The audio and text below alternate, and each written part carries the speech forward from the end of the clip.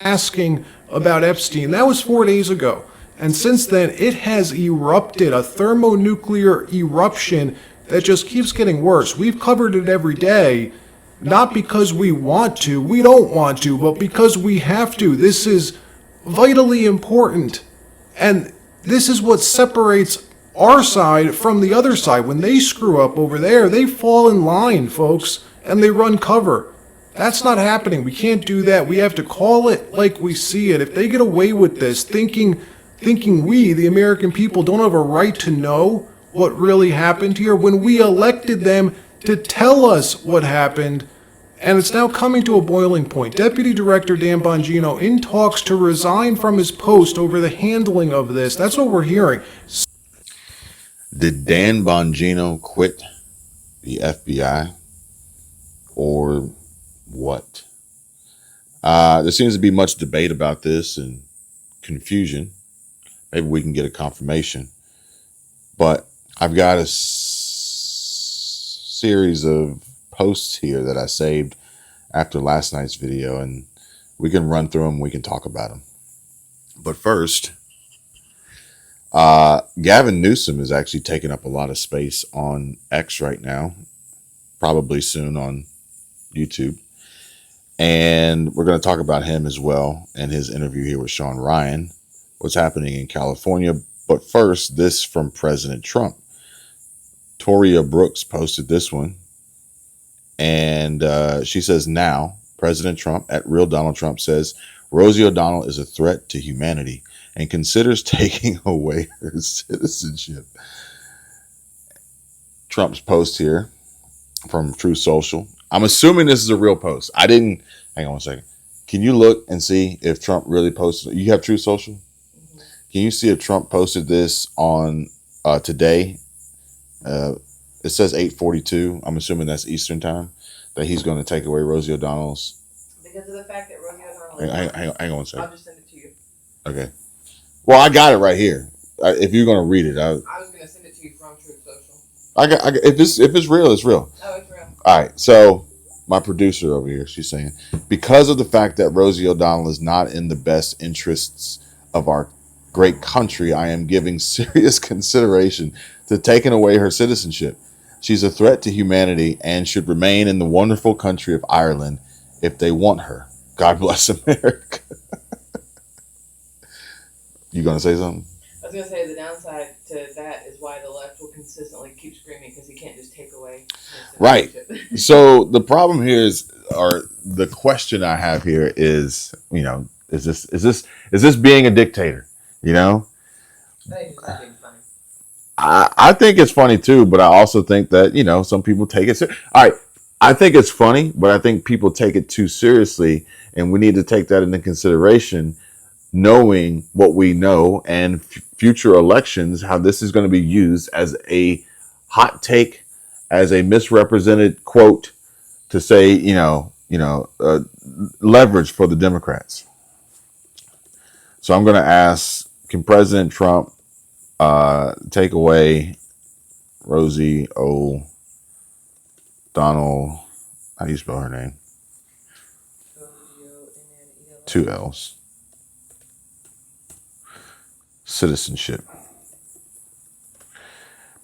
Maybe he can, because if he can't, okay, no. No, President Trump cannot take away Rosie O'Donnell's citizenship. The U.S. Constitution and Supreme Court rulings like Afroyim v. Rusk, 1967, protect citizenship for natural born or naturalized citizens, allowing revocation only in rare cases like voluntary renunciation or fraud during naturalization, and the president lacks unilateral authority to strip citizenship. It requires a judicial process with clear evidence of specific grounds, none of which apply based on public information about O'Donnell, a U.S. citizen. Disagreements or public feuds like those between Trump and O'Donnell don't qualify as legal grounds for revocation. Where was Rosie O'Donnell born? Oh, she was born in New York. She's not even born in Ireland. I don't know why she's in Ireland, but so essentially this is an empty promise. This is a nothing burger, and I don't think really helps the cause right now. But That's just me. Now, let's look at this here. How it started versus how it's going. See, this is what we really need here. Libs of TikTok posted this one, and this first post was CNBC, April 1, 2025, and they said tariffs will likely raise much less money than White House projects, economists says or say. It's an opinion. It is what it is.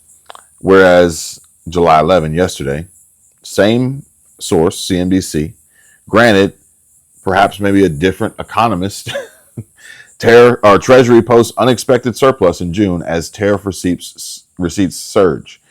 And, I guess we need more of this. We need more proof. We need more representation. I think there's a certain word I'm looking for. I don't know what it is.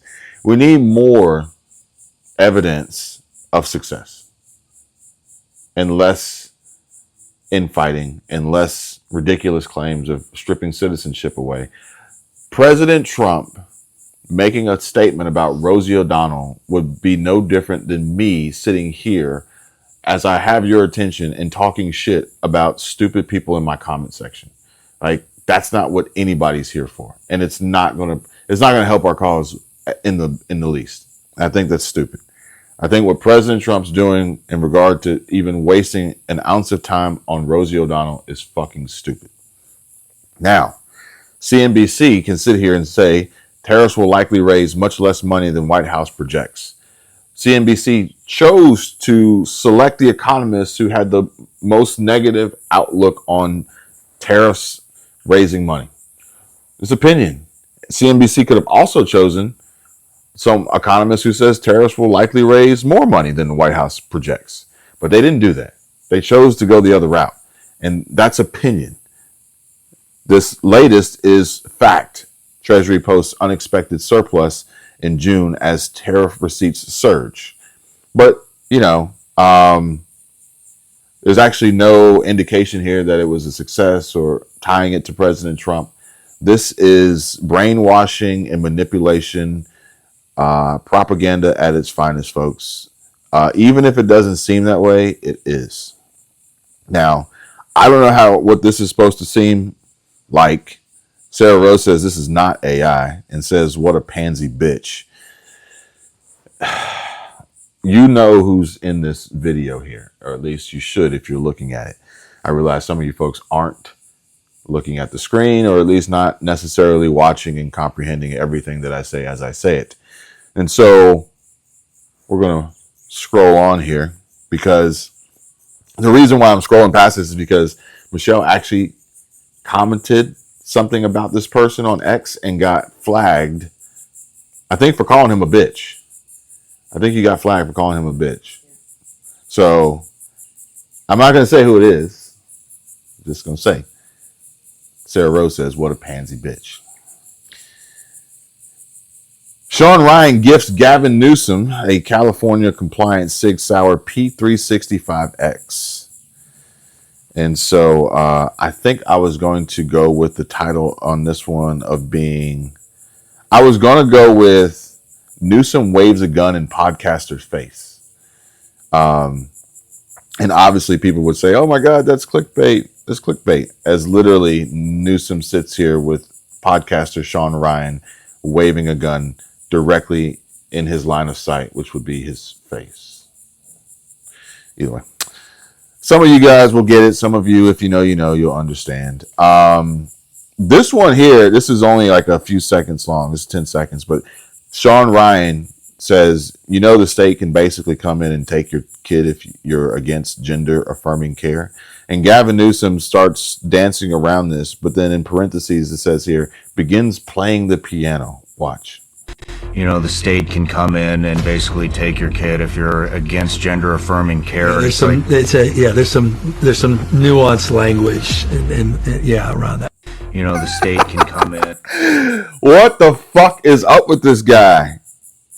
Suspect as hell. And then there was a picture of him with his legs crossed. Like, I ain't never seen anybody, especially a dude, cross his legs like that. But it is what it is.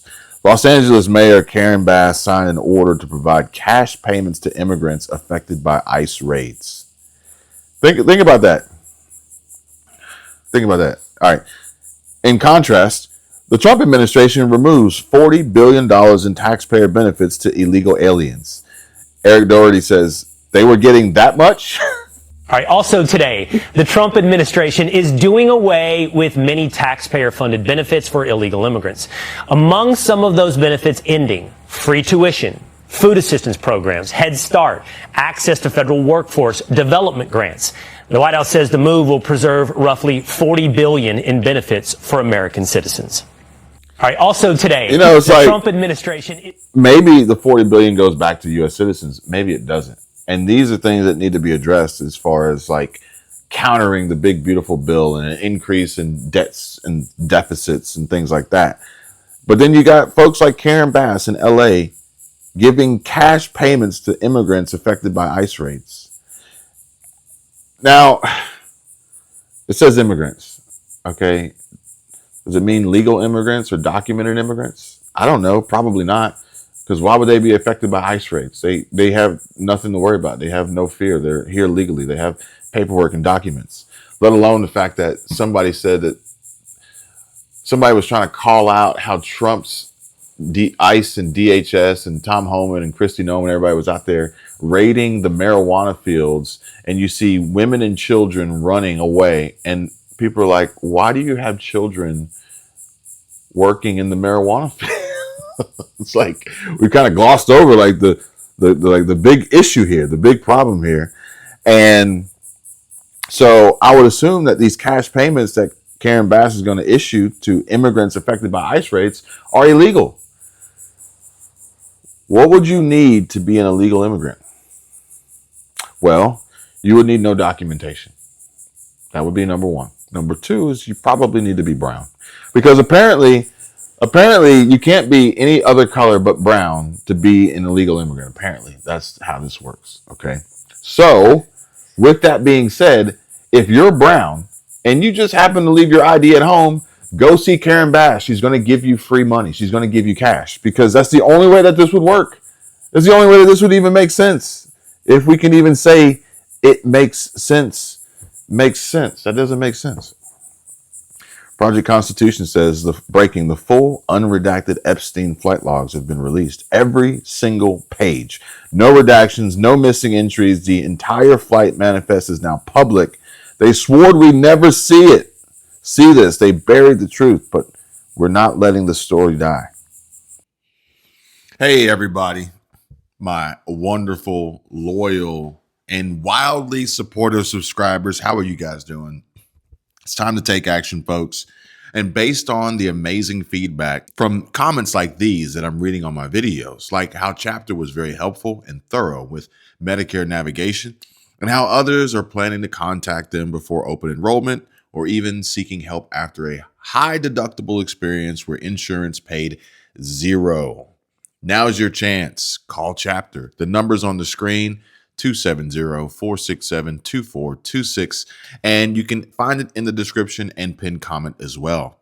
Call them now for free Medicare help. People are saving thousands in just minutes, and perhaps maybe you can too. And to the question, does Medicare help with housing assistance? That's a damn good question. Pick up the phone now and call Chapter to ask them any and all questions about coverage and how they can find the most helpful assistance options and money-saving solutions for you. Don't wait. It's easy. It's free. And I bet you'll be glad you did. Share this free money-saving opportunity with friends and family on Medicare too. Call now before it's too late. Number one, the DOJ immediately released all Epstein-related files. Number two, Attorney General Pam Bondi resign for protecting the elite and failing the victims. I don't know if they're saying she did or they're saying she should. It's kind of confusing the way they wrote it. This is the document they never wanted you to see. Watch the full video and find out who's been flying dirty. Share before it's censored. All right, I'm going to share. I'm going to share, and actually I'm going to download it here because it's a whole lot easier. I'm going to share that on Patreon if y'all want to go check it out. All right, so where are we?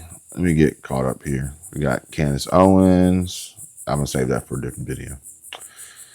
And all right, so we had the turning point last night, I believe, or yesterday, and a lot of folks were commenting about Turning Point while watching my video, so it pointed me in that direction.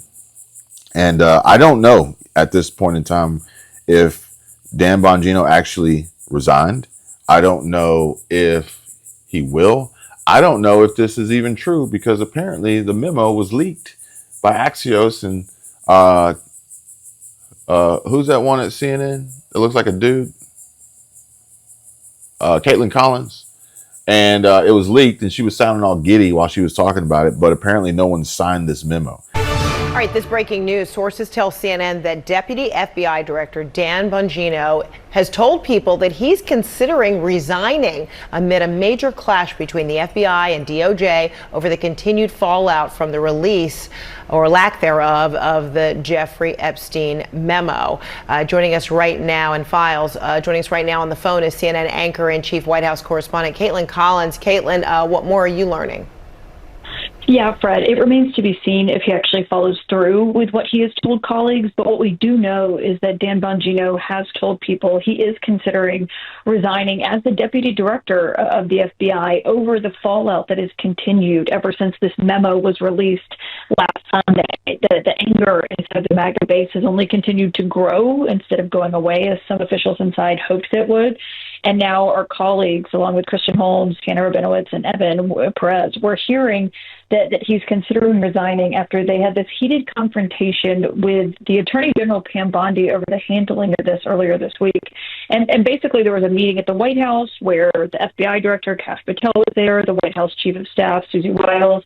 They were questioned about whether they were part of a story, that there was basically some infighting over how this came out, and this memo that said we're not going to be releasing any more information related to Jeffrey Epstein. And I should note that we are told Bongino denied leaking any story to this outlet that it was reported on. But there has been a lot of fighting between Attorney General Pam Bondi specifically and the leadership over at the FBI over who's to blame in this situation. I think the context here is obviously Dan Bongino, Kash Patel. They came from this MAGA world where they themselves had pushed a lot of questions about the so-called client list that Epstein had beforehand. And now the MAGA base is just not pleased or satisfied with what they've said in this memo that came out unsigned from the Justice Department and the FBI on Sunday night. So what we are told is Dan Bongino did not show up to work today, that he is essentially not there out of protest. But whether or not he actually follows through on this still remains to be seen. We're still reporting that out. But it just speaks to the backlash that the White House is very much feeling and understanding after this memo came out, despite President Trump the other day in the cabinet room asking, who still cares about this? One thing we know is the MAGA base certainly does. All right, Caitlin Collins, thanks so much for that. We'll check back with you as you learn more. CNN Senior Justice. So think about it. This memo could have been forged and then just sent somewhere, placed somewhere, and there's no signatures on it. Bongino's not using the auto pen like Biden was, or Elizabeth Warren, or whoever that White House aide was that was using it. And so this could all be fake. It could all be fabricated. It really could be. Nick Sorter says, holy crap, Megyn Kelly's on TV lambasting Pam Bondi and calling on her to resign. She says, I blame Pam Bondi. She's never missed an opportunity to go on TV and dangle sweet nothings. This is not going away. Fire Pam Bondi. Tuesday. Nothing's going on. Has anyone been on X in the past hour? They're happy. That's why they haven't been on social media. We'll update you. Why don't you update them, Megyn? Well, this is the first big scandal, I'd say, of the Trump administration that's on Team Rational. It's not a fake media scandal like the left tries to create for President Trump every other day. It's one of the right's own making, and it's not going well. And it has to do with Jeffrey Epstein. Yeah. Let me just ask you, make some noise if you care about the Jeffrey Epstein scandal. Raise your hand if it matters a lot to you. Raise your hand. So every hand of 7,000 people. Everybody cares. A lot. I said a lot. Every hand. Here's what I think is happening. I don't think President Trump is focused on this. He's focused on a lot of other things which are going great, and he needs to be focused on those other things. Jeffrey Epstein's not the most important thing on his agenda by any stretch of the imagination. I mean, he's crushing it on the tariffs, foreign policy, just got nominated for the Nobel Peace Prize. If not Trump, then who? Honestly. Barack Obama got the Nobel Peace Prize after 9 months in office. He had done nothing. He gave a nice speech about Muslims and they gave it to him. So President Trump should be getting the Nobel Peace Prize, and there's all sorts of things he's focused on. I just don't think this has captured his attention quite yet. But it needs to, because it's starting to create a real hornet's nest within the administration. And I've got to be honest, I blame Pam Bondi. I'll tell you why, okay? I have nothing, yes, incompetence, yes. I have nothing against Pam Bondi as a human being. I was fine with her nomination and her confirmation, and she's been loyal to the president, and I get that President Trump needs a loyal attorney general. Look what happened with Sessions the first time. He went away, and then the next thing you know, we had the Mueller investigation, and it was a nightmare. But there are a lot of other people who can be loyal and competent in that job. Here, she is the reason that things are unraveling around this story right now that virtually all of the Republican Party cares deeply about. It's also true that Dan Bongino and Kash Patel had questions about Epstein before they took office, okay, before they went into the FBI. But once they joined the FBI, they said nothing. They've kept their mouths shut about Epstein. You have not seen them, except for one joint appearance with Dan and Kash on Fox, running all over the media looking for attention on this, yes, clickbaity story. Who have you seen? Pam Bondi. She has never missed an opportunity to go on television and dangle sweet nothings that might be coming your way. Try to lead you to believe that she's got it, it's on her desk, it's coming tomorrow, you're going to see something on Epstein. And it was a tease. So you either believe that Pam Bondi was telling the truth then, or that she's telling the truth now. But both cannot be true. She was either lying when she went on Fox News all those times, saying, I've got it, we're looking at it, wait until you see it, it's horrible. Or she's lying in her 2-page memo that they released on a Sunday night at the tail end of a holiday weekend to Axios, as if Axios is where we all go for our news. Hell no. She went to someone she knew would not kick the tires on the story, and without signing the memo, dropped it in the dead of night and said, that's it, take the crumbs and be happy. Refused to come out and give a presser. Come out and give a press conference. Stand there for 6 hours to the point where people are dying of boredom. They've asked all their questions. That's how you put a scandal to rest. But she wouldn't even sign her name to it. And I'm telling you, I have dollars to donuts. It's going to come out that there was internal consternation over that memo and whose name did and did not go on it and who was and was not behind it. And so now you have a situation where her words on the record on Fox News are diametrically opposed to what she put in this memo. She's embarrassed the president. She's embarrassed herself. And Dan and Kash, to the extent they've had to sign off on that, let's understand the FBI is controlled by the DOJ. FBI is subservient to DOJ. She's their boss. That they're in this position where the only comments they've made on the record as administration officials have been, we don't think he killed himself, and we don't think he got murdered. We think he did kill himself. We've looked at the tapes, and Kash to Joe Rogan saying, if I saw all these tapes of Jeffrey Epstein with little girls, trust me, I would show you. But I haven't seen it. Okay, so what they're saying now is consistent with what they've said since they joined the office, and that is one of the many reasons why this scandal is squarely on her, and I'm telling you, I'm of the cable news universe. I've seen it happen a million times. People get thirsty. They love to see themselves on television. They love to see their names in the Klieg lights. They love the attention. They love the little emails and texts and tweets and thumbs up they get after their appearance, and they can feel their star rising. And listen, internally, I'm told there's a bit of like a power struggle between Pam Bondi and another female administration official on who's going to be the top dog. You know, we've got a great bench behind President Trump. We've got JD. We've got Marco. You know, we've got Hegseth. We've got a lot of people who could potentially be next up. But there are some women who've got their eye on that role too. And I really appreciate them putting the download video on X. It makes my life easier. Another one, Eric Doherty says, Charlie Kirk, who would you guys prefer, Bongino or Bondi? Turning Point USA crowd screams Bongino's name, and Kirk says it's 7,000 to 0. And Megyn Kelly confirms they want Dan. Dan the man. Reporting is Bongino. It's Bongino or Bondi. He's not. Who saying, would you guys prefer, Bongino or Bondi? Okay, 7,000 to 0. They want Dan. Of course, Dan. You know why? Because Dan understands MAGA.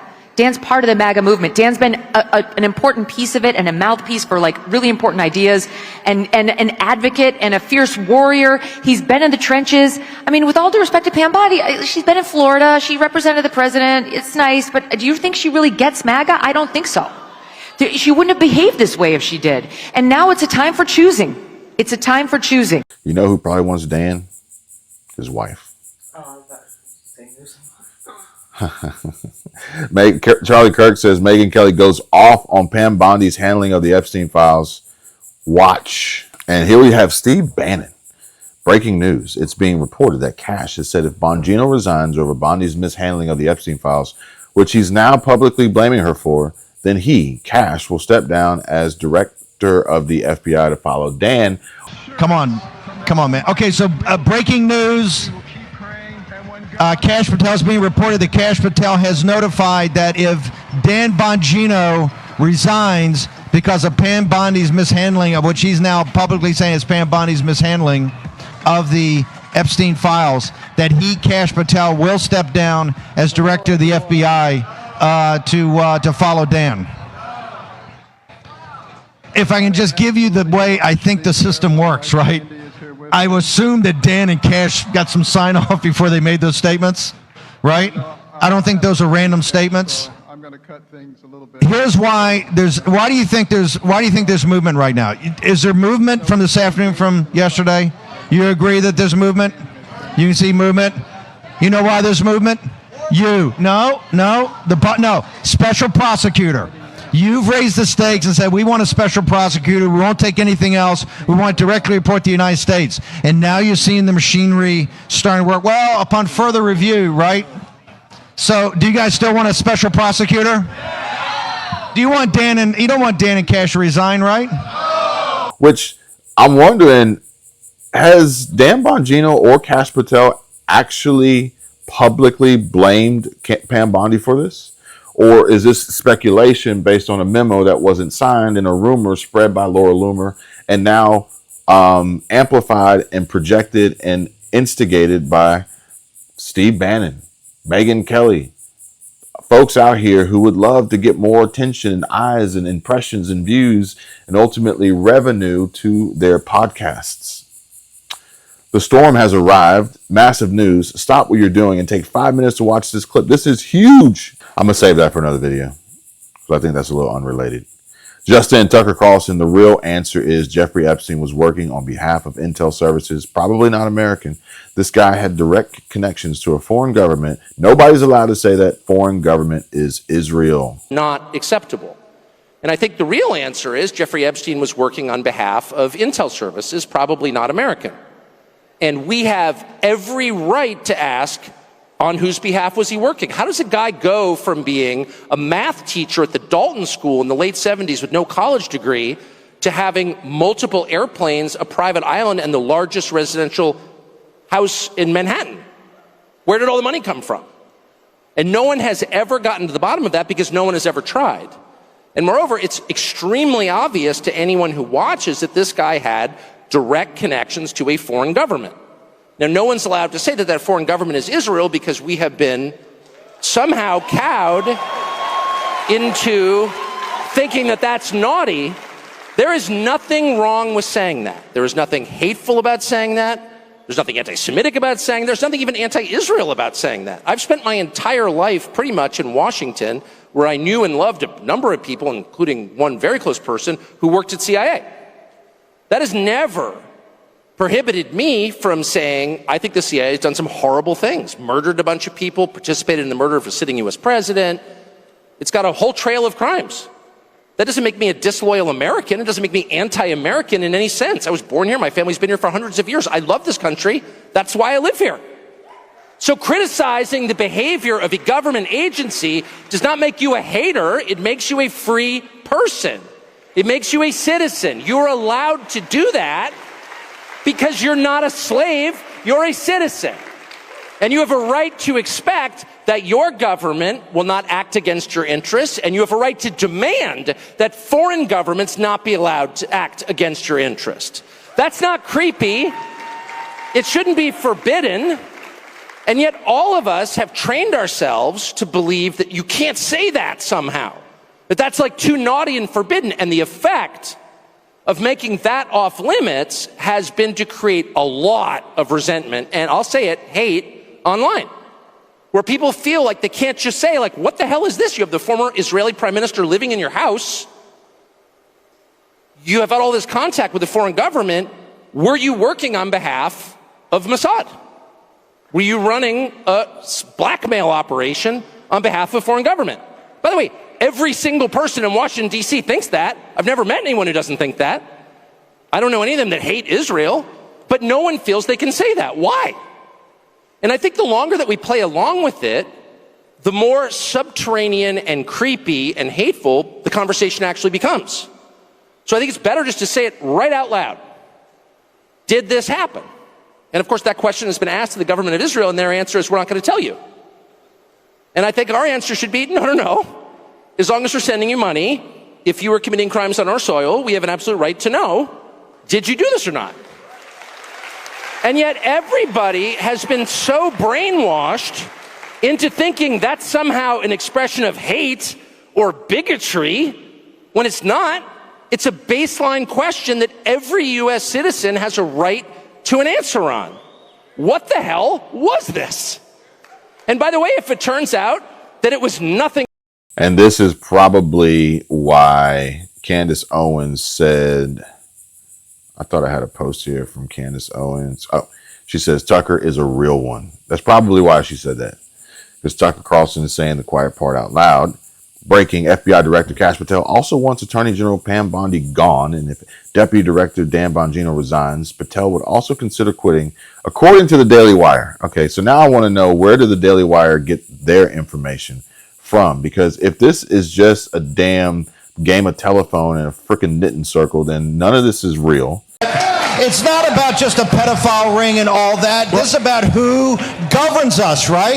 And that's why it's not going to go away. For this to go away, can we blow the brake, by the way? Can we blow the brake, guys?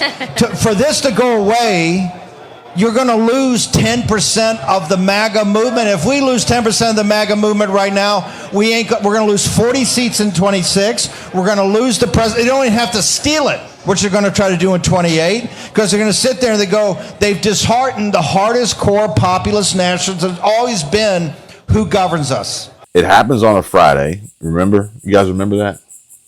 They always said it would happen on a Friday. Why? Because it would allow you the opportunity to stew over it for the entire weekend with no answers to the questions. And then Monday comes, and then you're reminded of how this game is actually played.